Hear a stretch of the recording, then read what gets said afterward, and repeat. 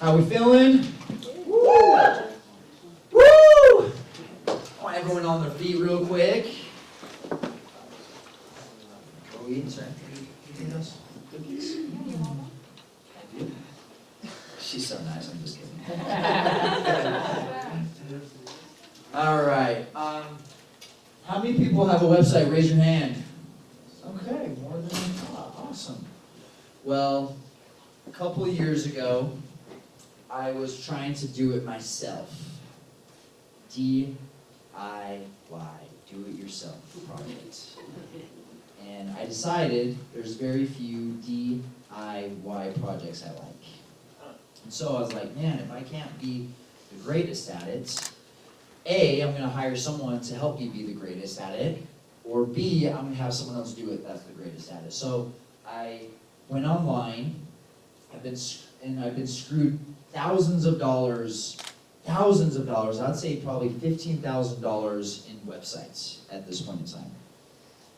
And through those screw-ups, you learn some stuff. And I learned some stuff about websites and who to hire and who not to hire. And so as I screwed up and I hired people that did an awful job, I learned who I could trust and who I couldn't. So I went online and I put out a bid for someone to do this website. And I knew exactly what I wanted, I knew exactly what I needed, and so I hired this guy. Well, he's putting together this speaker website for me, and you scroll to the page and it has a brief video of me, and it shows some clips of me, and we're talking, we're on the phone, and he goes, yeah, I got this part of you speaking because it displayed some really powerful body language, which show that you as the leader and that you're opening to your audience and being very vulnerable, and that's what the person is looking for. And I go, what the hell? How do you know that? You're like a nerd. You're not supposed to know those things. And so I was super impressed that he was able to think outside the box, because again, is the person or the people you surround yourself, are you stacking across your ideas and are you growing?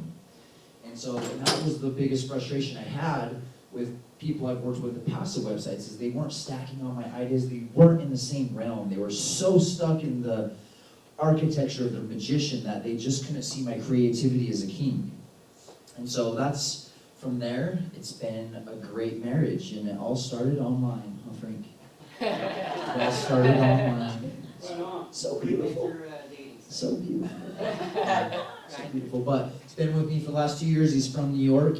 And yeah, I've kept him since then. This is the second time I've flown him out. And so I thought it would be really good for him to share some of his stuff. He's looking very good. He got dressed this morning. I was like, geez, Frank, look at you. I had to leave behind the hoodie. You look like a speaker, man. Yeah. Look at you. Yeah. So he looks like he'd be a genius, doesn't he? Yeah. Looks like he'd be a genius. He is a genius. It was better before late when I had the glasses on. Anyways, let's give Frank Wazeter a huge round of applause, guys.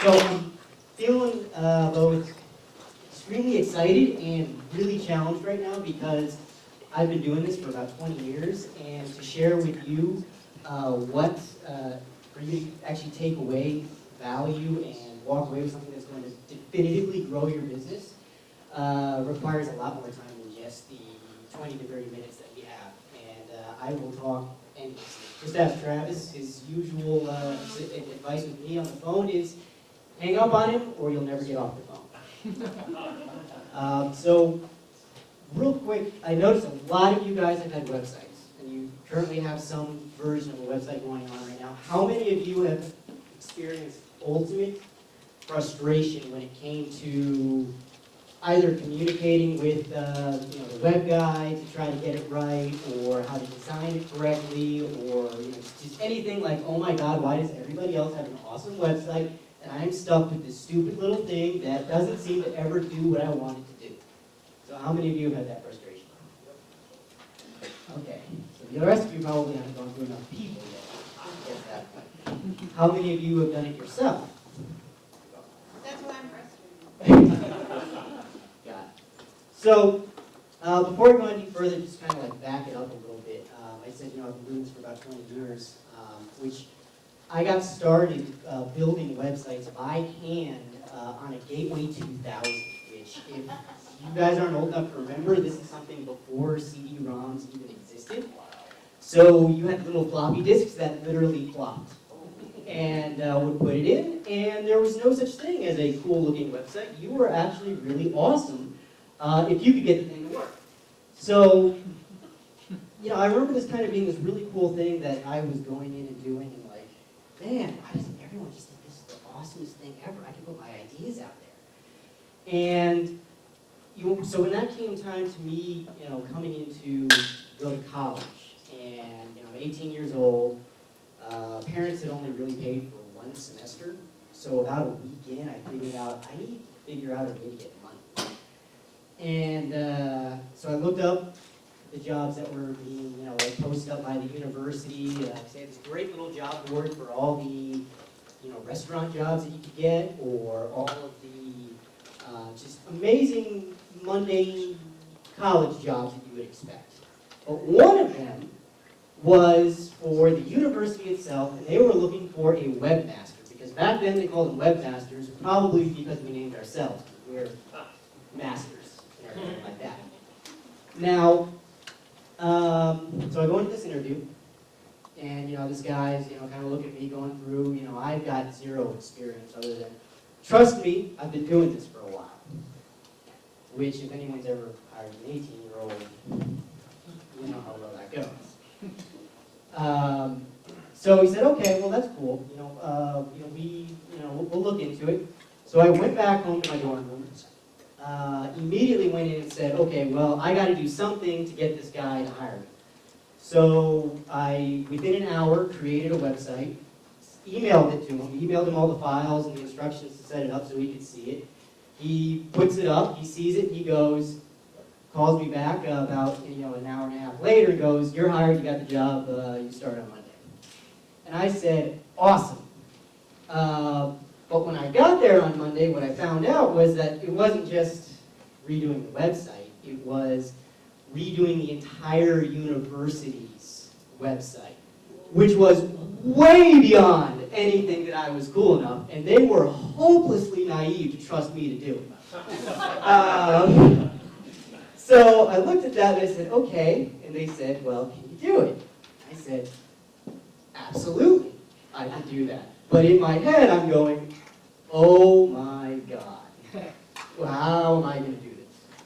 So for the next 3 years, basically, paying for my college by working for the university, fancy that, we actually got the website up, we got it done, it worked, incredibly well. And suddenly this system that had to support 30,000 people and actually had to do things like process their financial aid, which as you can imagine, kind of a big deal. This being like 2004, 2005, they're going, well, we would like to get away from paper, let's do this internet thing. So this was like the very first, just go in, apply, and get approved for your student loan, which you will soon regret. So I facilitated probably millions of dollars worth of student loan debt all on my own. Well, unfortunately, I also happened to graduate in January of 2008, which, if any of y'all remember, this was a fantastic month to graduate. And so, again, I went out and looking around, and also happened to decide this was the perfect time to move to Seattle because, why not? Why not move across the country and just go ahead and try to figure out how to make this work in a place that you don't know, where you don't have any money, and well, you haven't figured anything else out. But hey, you're 22. What's the worst that could happen? Call mom, right? And that ended up being terrible because that led to about a solid year and a half of unemployment because there were also a lot of tech people in Seattle. So, as a result, it actually got so bad that I remember me and my buddy that we had gone and moved up there with, we were literally fighting each other over the opportunity for a part-time night shift gas station clerk job. paying about minimum wage. So this was probably a very definitive moment where I walked away from that and I knew, and I said, okay, I can do one of two things here. I can sit here and cry that the rest of the world has gone completely to pot, and I'm just a hazard of circumstance and there's nothing that I can do about this, or I can do something. So what do I know? What can I do? I'm going to go and I'm going to start building websites. What do I know? What do I do? I've got a hobby for these aquarium things. So I go to work and I start putting together a little website and turn that into, after about a couple months, talking to one of the bigger companies that was known for aquariums within the world. And after getting to talking, they said, well, we really like you, and rather than you being up there and us being here in Houston, Texas, why don't you come down here and, we've got this little subsidiary company that we've never really been able to do anything with, and why don't you take that over? And why don't you go and take it over? And I said, sure, I would be more than happy to. I would get on the plane right now. So as quickly as I came to Seattle, I jettisoned down to Houston. And the situation we walked into was, your standard small business at this point. This subsidiary had been around for 7 years. And in 7 years, it only managed to ever make $70,000 per year. And losing money at that because they were trying to sell product to make that $70,000. And going to work and diligently building everything up, over the course of the next 2 to 3 years, we grew a Facebook following from 0 to 65,000. We grew a YouTube following from 0 to over 1 million different views, which in 2011, 12 was kind of a big deal. And the website grew from $70,000 and losing money to over $450,000 and being the single most profitable thing that they did at their business. So when I look at you and I tell you that this is the single most profitable thing that you can invest in from a tool standpoint, it's coming from a good background. Now, let's fast forward a little bit to where I'm sitting here. I went in, I had gotten some mentors, and I said, I've always wanted to have my own business. One thing that both of these mentors said was, go out and get sales experience. Because at the end of the day, it's not going to matter, how well you can do something if you can't sell it. If you can't approach people, if you can't talk to people, it's not going to matter. So I did 3 years worth of sales, going door to door in Houston, Texas, and going, cold calling, and spoke to tens of thousands of business owners in this time. Got all the major awards, woohoo, I'm awesome, I'm great. Now it's time for me to start my business, and all of a sudden, deflation. Get going, I'm like, all right, I know this is going to be tough, but I know what I'm doing, I can make all this stuff, I can really scale this thing up. And, first year, it's actually, Travis has the honor of being the first client that I ever had, and I got really lucky with that. Because it just so happened that we align on a lot of different principles. And as much as, I know that he's got good, tangible stuff out of me, the stuff that I've been able to take from him really has helped implement things in a way that wouldn't have been possible otherwise. Because while I had been, listening to these different people going back and forth, while I had been going and seeking out as much information as I could, there was no value to that information without action. But, aside from Travis, unfortunately, the first foray into business did not go so well. It quickly resulted in me being overworked for very little value, and sitting there and doing work that was worth thousands for peanuts because I needed to pay the bills. I just got married, just again moved across the country. Why I have this thing for moving across the country at key cornerstone points in my life, I don't know, I'm an idiot. So, and the first year we managed to build it up to about 30,000, 35,000, which wasn't so bad.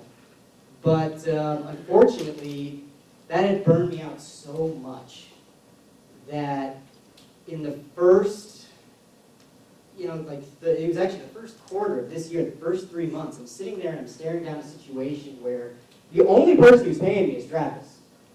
And everybody else is just basically stringing me out, oh, I'll pay you next month, pay you whatever. So I actually was averaging basically about $1,000 a month those first 3 months. I was taking out payday loans, which, the things where it's like, hey, I'll give you $500 today, you give me $600 in a month. Not a great idea. And I knew these were terrible, terrible things that you should never, ever do. And yet here I am sitting there going, I've got bills to pay, I gotta go take it out. And this eventually came to a head in about March. And I had probably gotten the lowest that I'd ever got. It was, my mom had a concern, she was talking and she was saying, yeah, I know, you're really smart, you know what you're doing, but, maybe you just, you gave it a good old try, but maybe it's time to go get a job. Maybe it's time to toss it in. And, where she was coming from was a place of protection, but where I took it was just in the idea of I couldn't build a business was too much to bear. Like the idea that I couldn't do for myself what I could do for other people was too much to bear. And I remember I'm on the phone in the middle of the night and it's, March in Albany, New York, which still pretty much has snow on the ground, and I'm on the phone with her, and my wife is right there, and I just start blubbering, just breaking down, like hadn't ever broken down like that, ever in my life. I'm not, not the guy that goes and cries at any movie or at a particular event or anything like that. But here, it was like snot holes. It was bad. And I remember I went out and I'm sitting there and I go outside and got bare feet on because who could be bothered, right? And I'm looking up at the sky kind of like this fella. Instead of having the nice Milky Way here, it's Albany, so it's cloudy, really cold, windy. And I'm kind of like this. And I'm going, why can't I do this? Why is this not working? Why? Just, what's going on? I can't. I'm done. This is enough. Enough is enough. And then something right there in that moment said, no, fuck that. You are not done. You are going to take this to the next level. You are going to figure out a way to do it. So I immediately, without thinking, in that split second, made a decision that says, I'm going to go, I'm going to get business right now. I'm going to go and I'm going to build this thing out. And it's going to be wildly successful and I'm going to take care of everything that I want to do. And that moment, I immediately went. I went to Craigslist. I went to Google. I searched for job boards. I went through the whole 9 yards. This is just a moment of an hour's worth of going nuts. I must have had a crazed look in my eye because in my head, I'm seeing the Matrix here. I'm insane. But to everybody else, probably oh my God, Frank has finally snapped.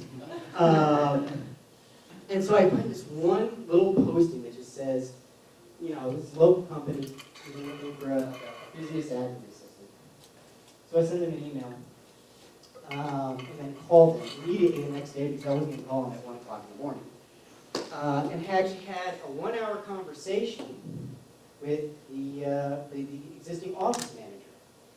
And they said, well, you sound pretty good. This would be, we want to have you. Maybe you come in for an interview. And I'm like, I'm not going to go get a job. So I said, no, how about this? I'll come in tomorrow, and we're going to start getting to work. And she just goes, okay. So I show up tomorrow, and business owner's like, who are you? And I go, hi, I'm Frank. I'm here. I'm going to, I'm like, who's your competition? He says, wait, what? I'm sorry? I said, well, who's your competition? And he says, well, it's, this guy and this guy, but what are you again? Well, hold on, just stay here for a second. He goes and he leaves.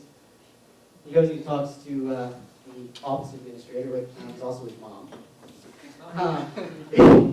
And he comes back and says, okay, so us now? I said, so we are going to completely and totally obliterate your competition. I've looked at everything that everything that you've got going on, and I understand that you are doing a lot of things wrong. He said, well, no. I mean, we're doing all right. I'm like, really? How much have you grossed? How long have you been in business? He said, well, it's been about like 7, 8 years. I'm like, okay. How much money did you make last year? He says, well, we made $370,000. Okay. And how much did it cost you to get that? It's about, doesn't math real quick, about $70,000. I said, okay, well, we're going to double or triple this year, and it's going to cost you less than half of that. And he goes, okay, let's get to work. Easiest sales pitch of my life. No details, no nothing. He didn't even know what he was going to do, but I walked in there with the conviction and taking action that probably nobody ever does, especially if they're at the point where what he didn't know was I was pretty much screwed. So I had nothing to lose. Now, fast forward 3 months later, we have done all this work. We have gone through and did the things that I'm going to go show you and implemented. And how much money do you think these guys made? Let's go around. How much do you think they made? 200,000. How much? 500,000.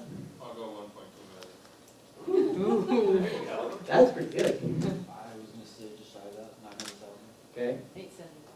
75. 600,000. Okay.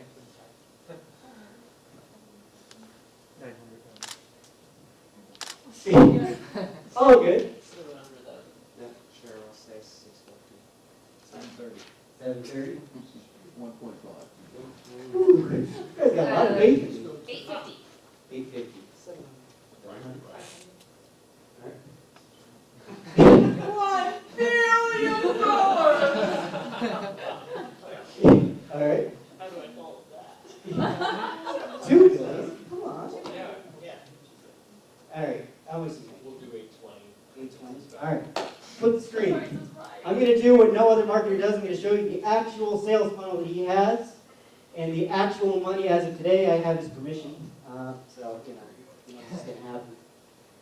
That number right there, closed deals, $312,000 in 3 months.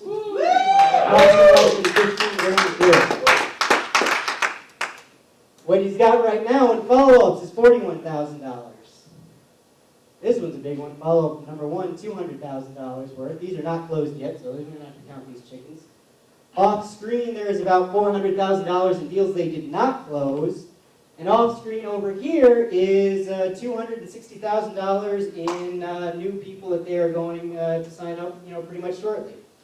In 3 months, he went from I am one guy desperately trying to keep everything together to I have now hiring a full-time sales crew, and we need to subcontract all of our work out because we can't possibly keep up. Now, he's a roofer, so if I was to translate his income into more like coaching and consulting, this is probably the equivalent of being in a coaching for like $150,000 to $200,000 once you take out materials and expenses and all that good stuff. So that is what's in it for you. Now, so who, does anyone really want to know like what you do to get to that point? Yes. Oh, yeah. Yeah. Yeah. Good. And by the way, to conclude my own personal story, 2 days later I actually got another call back from another gig to do programming. We went out and did that. They closed a Series A funding for $500,000 based off of that website. And quickly got signed on with 2 or 3 nonprofits. One of them is responsible for all the candy bars your kids are trying to sell you. Another one does addiction policy, and it's at the point where I've actually got to turn people away. And I have to pause for 1 second just to say that the difference between me there going from 0 to over $100,000 within 3 months for my own was not my knowledge, was not my, that ability was always there. It was being able to take that and turn it into action.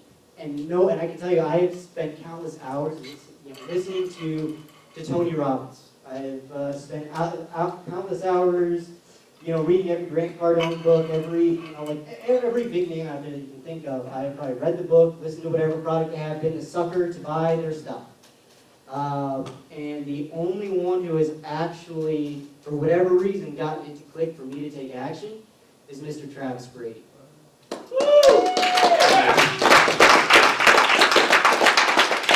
And I will say this, no business, the hardest thing that one business does is that everyone needs a lone nut.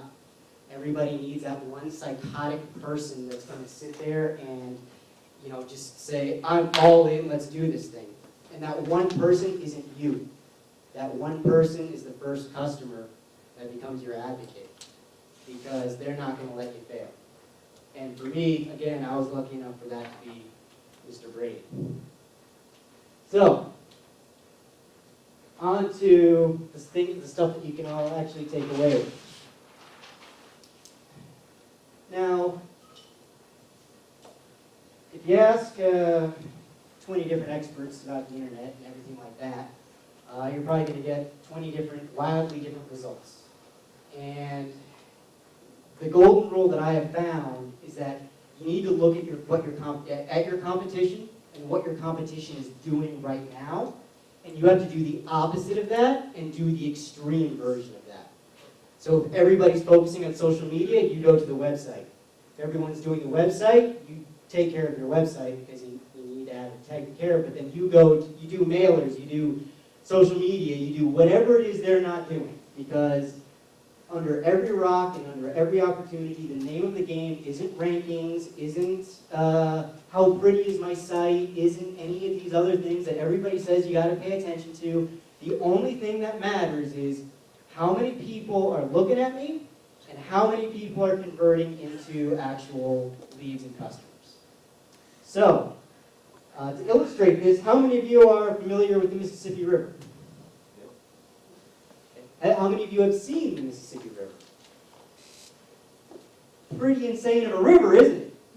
Like, depending on what point you've crossed, like this thing's pumping a lot of water through it. In fact, there is so much water going down through the Mississippi, and there is so much volume going through it, that at about the halfway point, you have to go 1.2 miles per hour north just to stay still. Like, if you just want to stay where you are, you've got to be going at least, 1.2 miles per hour. If you get down near New Orleans, you've got to go 3 miles per hour. Which, that's pretty insane. But, does anybody know the source of the Mississippi River? Exactly. It is Lake Itasca in Minnesota. It is about this much water. You can go splash around in it. I think it gets a little bit deeper than that, but it is way up here in the middle of nowhere. And this is the source. So it goes all the way down until it empties out to the Gulf of Mexico. Now, how in God's name does a little dinky little spring that probably barely qualifies in a lake in Minnesota because they've got like 10,000 lakes, turn into 3 miles per hour? Oh my God, we need a bridge / a barge / everything else to possibly cross this thing. Tributaries. Thousands and thousands and thousands of little tributaries. A couple of big rivers like the Ohio River, which themselves have tributaries coming in. Colorado, going through. Everything like that. And eventually, all of this water converging in this point creates something that is impossible to stop. This is exactly the way you need to think about your internet presence and the website and everything like that. So, the main artery is your website. You go through and you feed it from everything else kind of going through. And this might be your social media. This might be, like your directories and your everything like that. And all of these different, like Q&A forums. So you need to go and you need to take the effort to put everything you possibly have into exploiting all of these different networks. And they'll feed the beast. On your website itself, because we could talk endlessly like that, there's other people that can talk to you about social media, you are going to build what I call the war machine. Web automated ring. You're going to have your main site. You need to start your home page, 2,000 words. And you need to connect with your customer, you need to make them valuable like that. You're going to have your about page. Write a letter. Write a letter to your customer. Don't say, I'm the best person that ever came through and I've got great customer service, because that's what everybody does. Write a letter to your best customer, put it up on your about page. Your services. Divide up your services into 5 different pages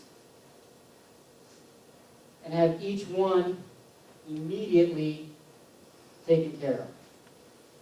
So for every service you have, one individual page under that. What you will do is you will have created what's called a content net.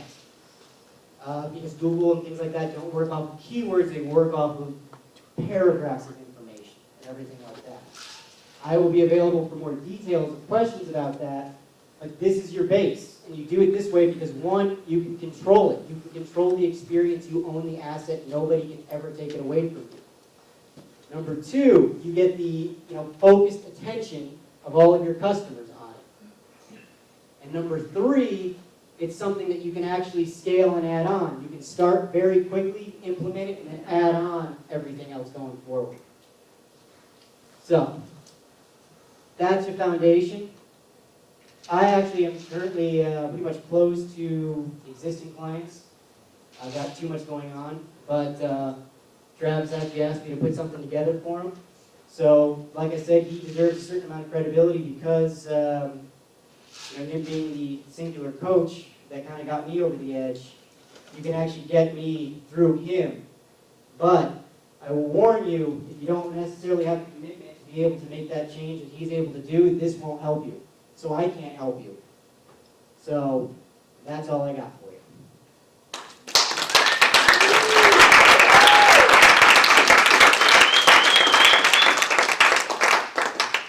Dude, am I on? You're on. Dude, have you presented before? That's the first time. Yeah. I'm a website guy. Dude, He's a natural. what the hell just happened there? Been paying attention to my videos. That was awesome. Give him a round of applause, guys.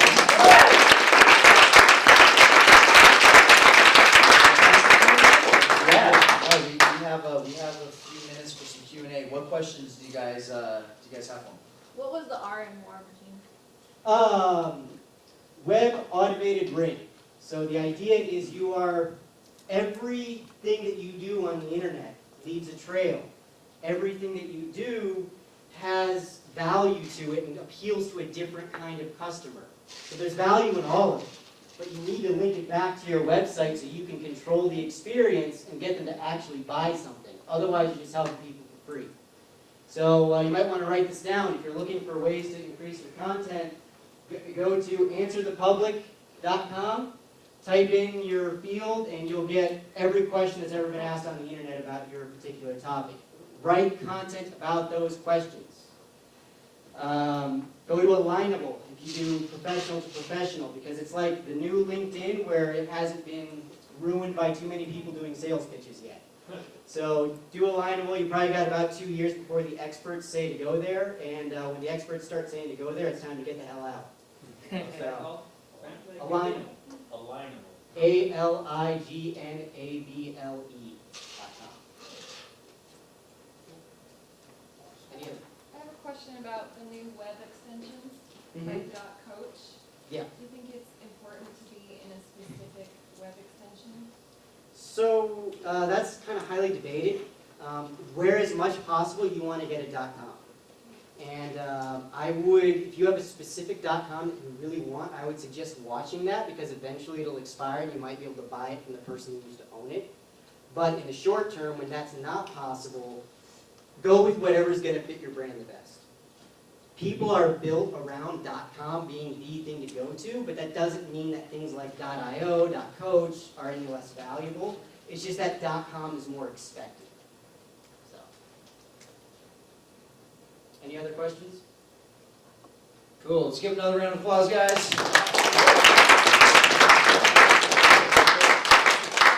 I think when we first started, I was like, dude, you need to speak. And you're like, oh yeah, okay. Practicing in his basement or something. Practicing my Yeah. Visualization, right? Exactly. That's what I've been doing all day. Just reading it through. Listen to this guy. It's got good stuff. Cool. We having fun? Yeah. Yeah. All right.